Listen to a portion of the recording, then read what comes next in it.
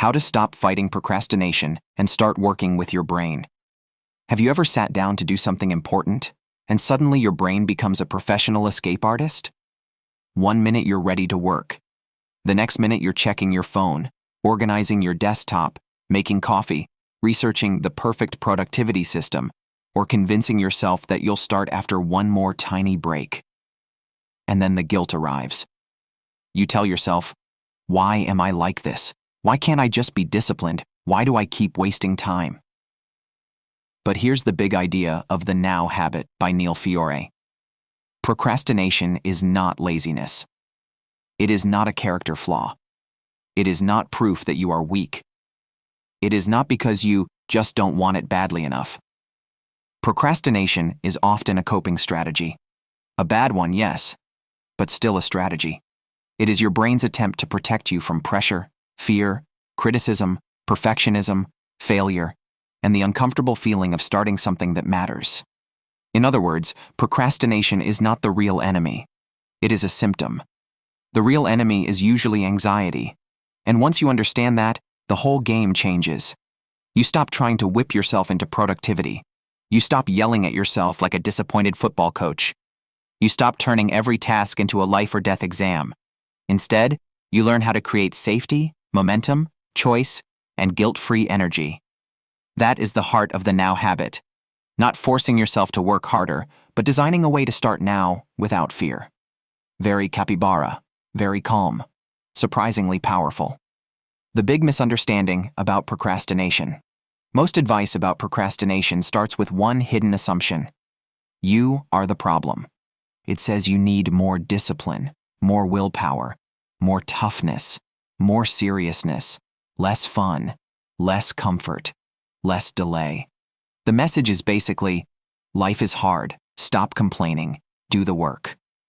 And sure, that sounds responsible. It sounds adult. It sounds like something printed on a motivational poster in a gym. But according to Neil Fiore, this kind of advice often makes procrastination worse. Why? Because procrastination is not usually caused by too little pressure. It is often caused by too much pressure. When a task feels overwhelming, boring, risky, or tied to your identity, your brain starts looking for a way out. Not because you are lazy, but because it senses danger. That danger may sound like, what if I fail? What if people criticize me? What if this proves I'm not good enough? What if I succeed and now everyone expects more from me? What if I choose this path and lose other opportunities? What if I try hard and still don't get the result? So your brain chooses the quickest relief available, avoidance. You delay the task and for a moment you feel better.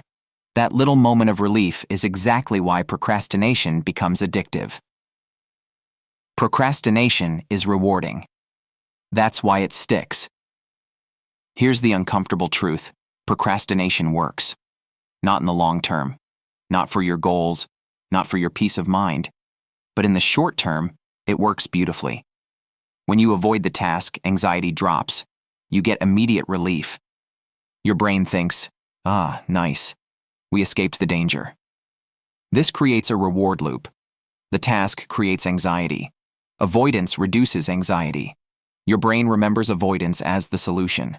Next time, it pushes you to avoid again. And now you are stuck in the procrastination cycle. Fiore explains that procrastination can reward you in several hidden ways.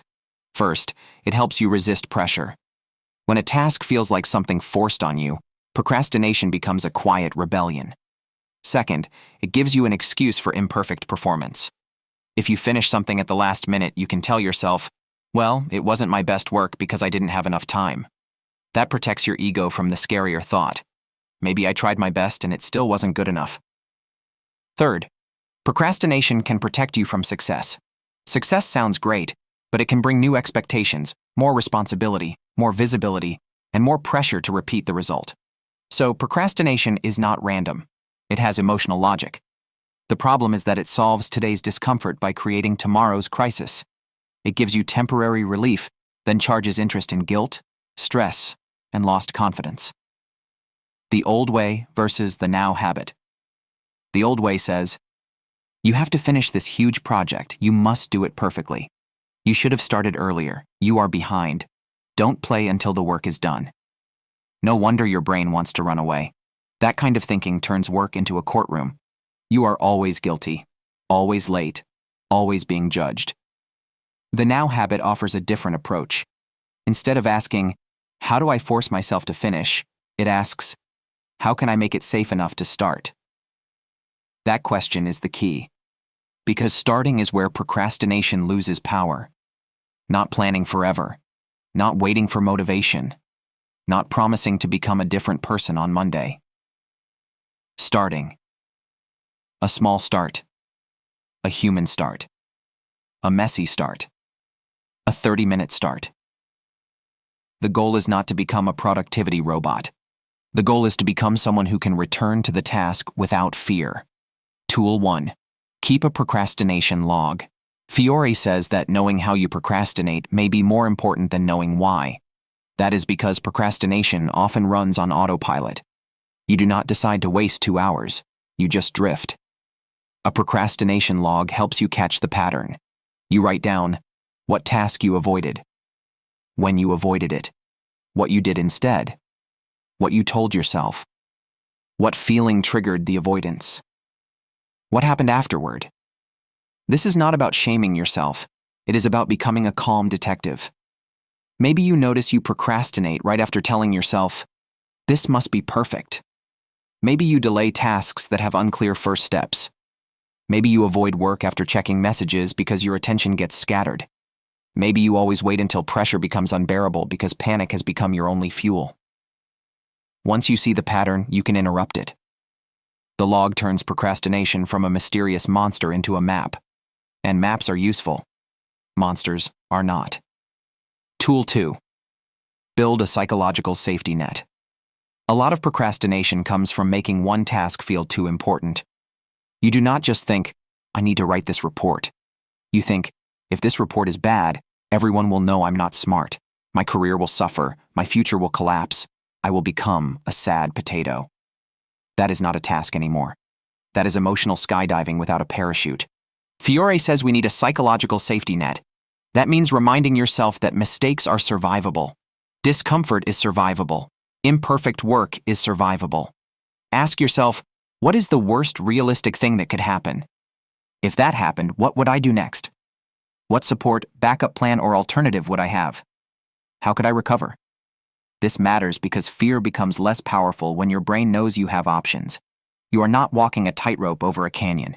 You are practicing on a low beam with mats underneath. When failure stops looking fatal, starting becomes easier. Tool 3. Replace pressure language with choice. Language shapes emotion, and procrastinators often use language that creates resistance. I have to finish this. I should be working. I must get this right. I can't relax until this is done. These phrases sound responsible, but they also make you feel trapped. And when humans feel trapped, we resist.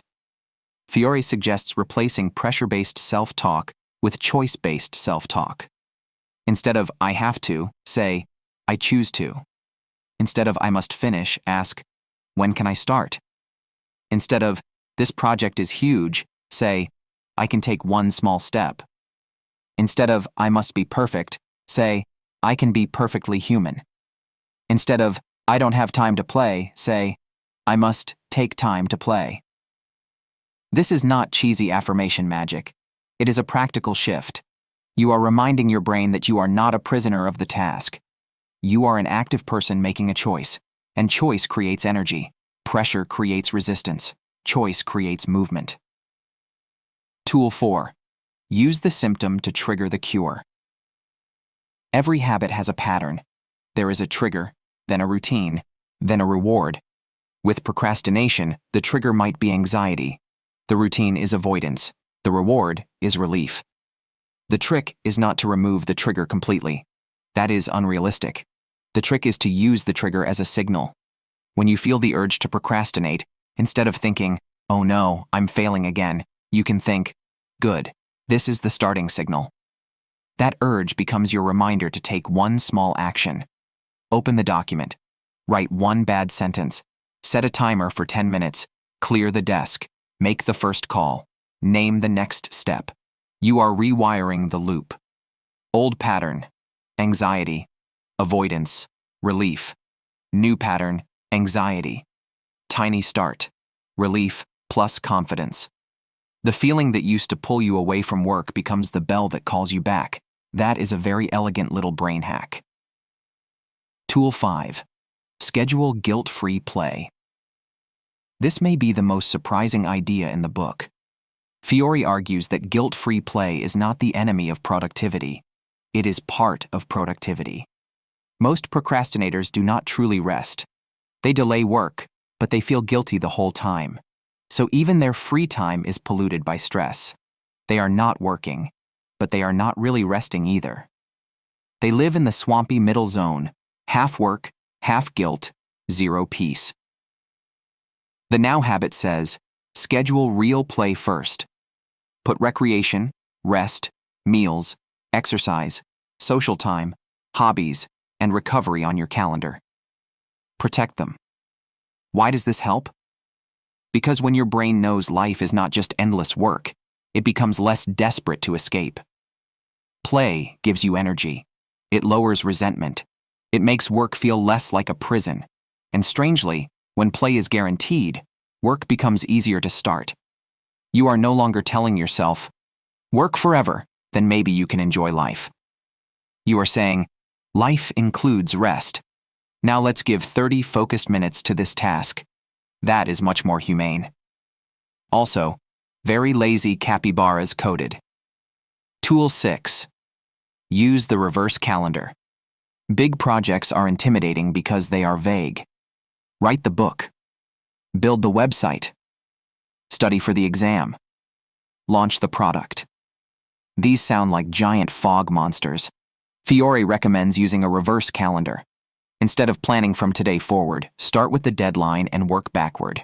Ask, what must be done right before the deadline? What must be done before that? What is the step before that? What can I do this week? What can I do today? This turns a giant project into a chain of visible steps. It also reduces panic because you can see the path. The reverse calendar is especially helpful because procrastinators often underestimate transition time, review time, recovery time, and unexpected delays. When you plan backward, you are more likely to build in breathing room, and breathing room is where calm productivity lives. Tool 7. Make worry work for you. Worry is not always useless. Uncontrolled worry creates paralysis, but structured worry creates preparation. Fiore gives a simple way to turn worry into action. Before a project, ask yourself, what is the worst that could realistically happen? What would I do if that happened? How could I reduce the damage and recover? What alternatives would I still have? What can I do now to reduce the chance of that problem? What can I do now to increase the chance of success? This process takes fear out of the shadows. Instead of a vague cloud of dread, you get a practical plan. Your brain stops spinning and starts preparing. Worry becomes useful when it leads to the next action. Otherwise, it is just unpaid mental overtime. Tool 8. Try the unschedule. The unschedule is one of Fiore's most famous tools. Most calendars start with work. You fill the day with tasks, obligations, and deadlines. Then you try to squeeze life into the cracks. The unschedule flips this. First, schedule your non-work commitments. Sleep meals, exercise, family time, social plans, recreation errands, rest, play. Then, only after that, you record focused work periods after you complete them. This is important. You do not pre-fill your calendar with fantasy work marathons.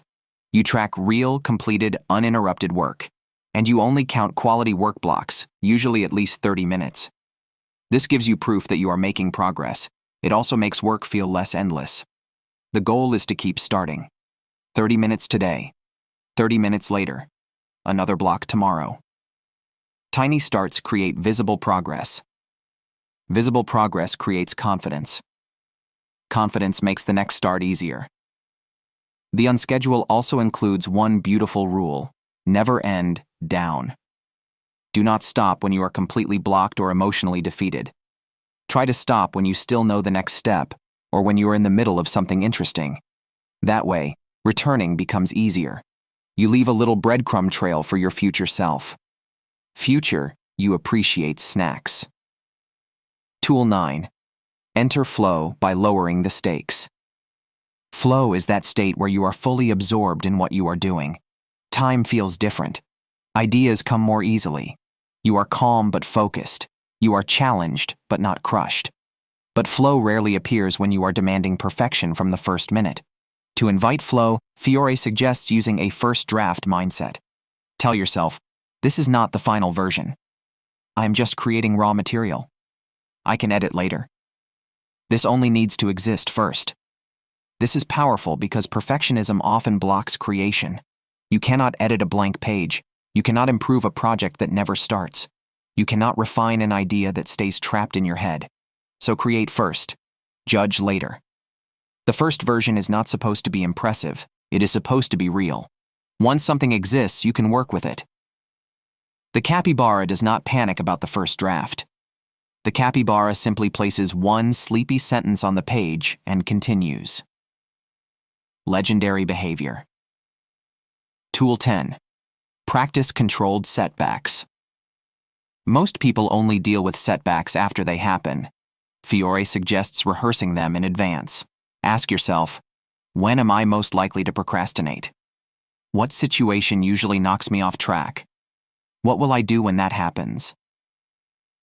Maybe your danger zone is Monday morning. Maybe it is after lunch. Maybe it is after receiving criticism. Maybe it is when a task becomes boring.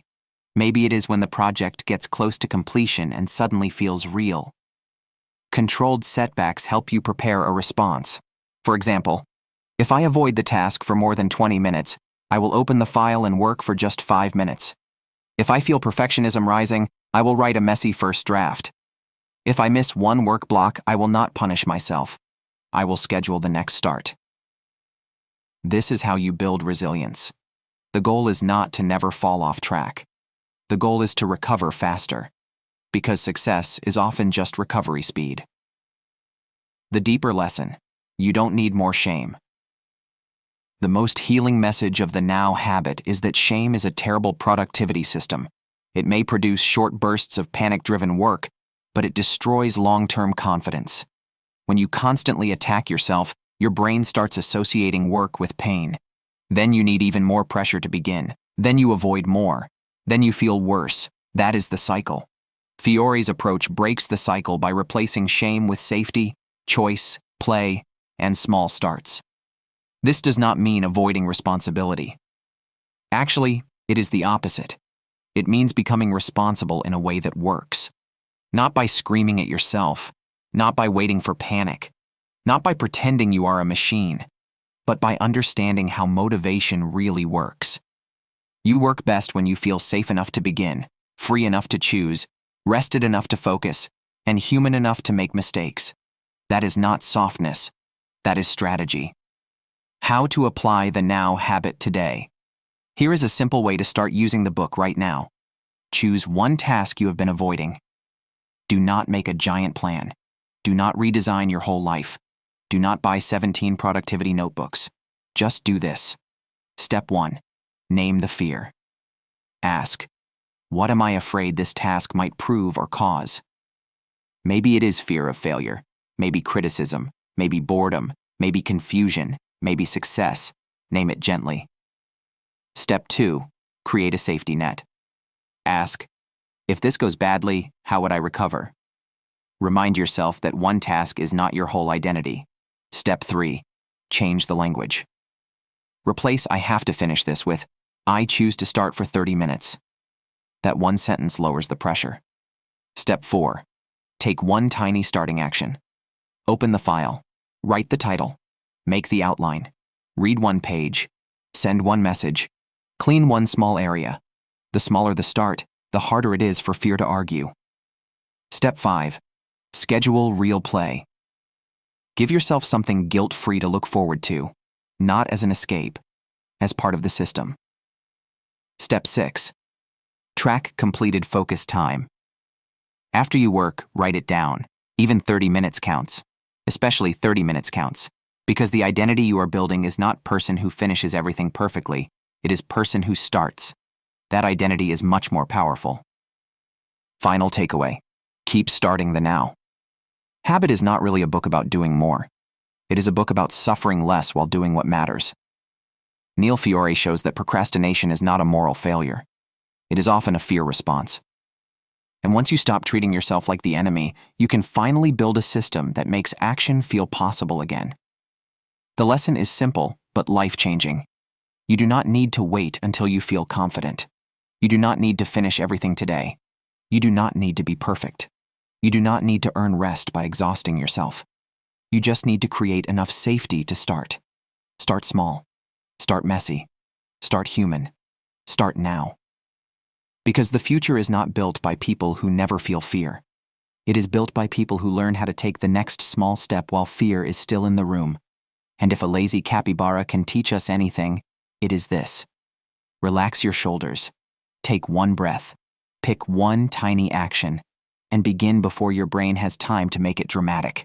If this summary helped you see procrastination differently, save it, share it with someone who keeps saying, "I'll start tomorrow," and subscribe to the Lazy Capybaras for more calm, practical book summaries that help you think better, work smarter, and live with a little less panic.